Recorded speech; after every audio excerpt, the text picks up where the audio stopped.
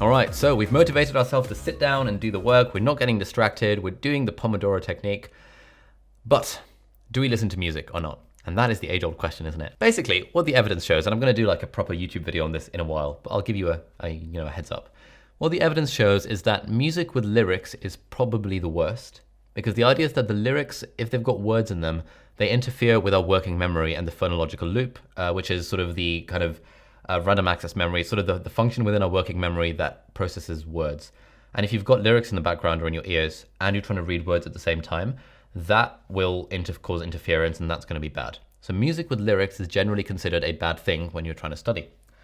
Music without lyrics, so instrumental tracks, are sort of a middle ground. There's a few different theories about this.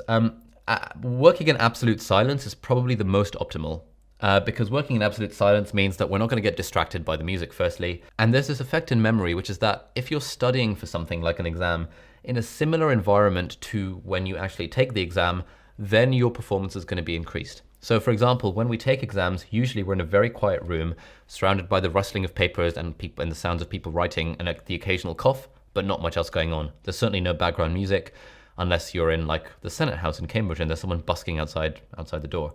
There's no background music. There's no like lyrics in the background, definitely. It's basically silence with like scratching of papers.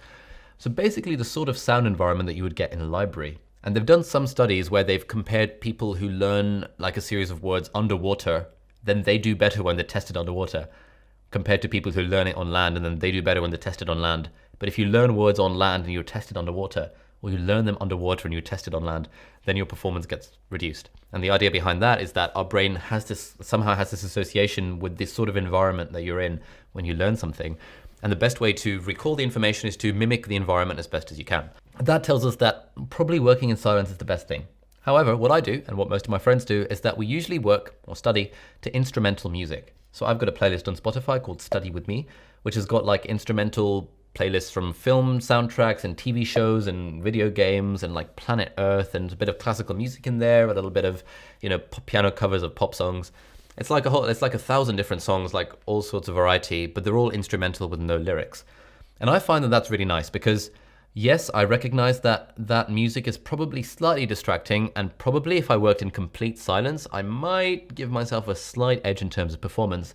But to be honest, listening to music and those sorts of instrumental tracks makes studying so much more pleasant than working in silence that I am more than happy to take that slight hit in productivity just so I can make the process of studying a little bit more efficient. Because, what's the point of getting that extra 0.5% on the exam if we've hated the whole process of studying?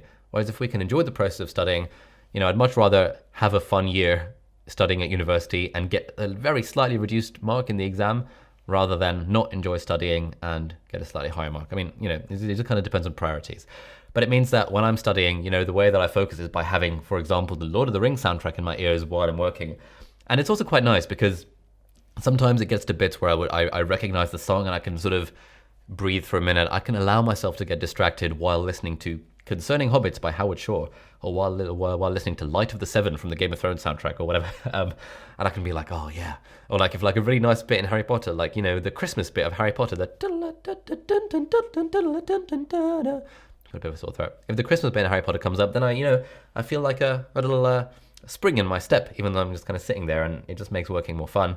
Or if it's like a bit of the Game of Thrones soundtrack where people are dying and stuff, then it gets my own heart rate up and just sort of makes studying a little bit more frantic and a little bit more like, okay, the adrenaline's going and, I'm about to be chased by these freaking dragons and I'm going to get killed. And that just makes studying much more pleasant for me, which is why overall I would recommend studying with instrumental tracks, even though the evidence probably says that we should probably be studying in silence. The caveat to this is that, let's say you're the sort of person and you've been studying with like, violent rap with lyrics playing in your head like the whole time since you've been studying for your exams. And that is the only thing that can get you in the mood because you've been Pavlovianly conditioned to only respond to stuff when you've got violent rap in your head. And by all means, you can listen to all the violent rap that you like. The point for these study techniques is not that it's a prescriptive, you must do this. Apart from active recall and spaced repetition, you must do that. The point is that it's sort of finding this balance between appreciating what the studies show and what the evidence is, and then kind of taking the bits that work for us and applying it to our own life. So if you want to listen to violent rap or you want to listen to music with lyrics, then by all means go for it. But recognize that if we're optimizing whatever, optimizing focus and stuff. The evidence does suggest that we should probably be studying in silence, but I'm personally going to ignore that and study with instrumentals, which I think is a good middle ground between complete silence, which is boring, and music with lyrics, which is incredibly distracting. So hopefully that was helpful. Thanks for watching, and I'll see you in the next video.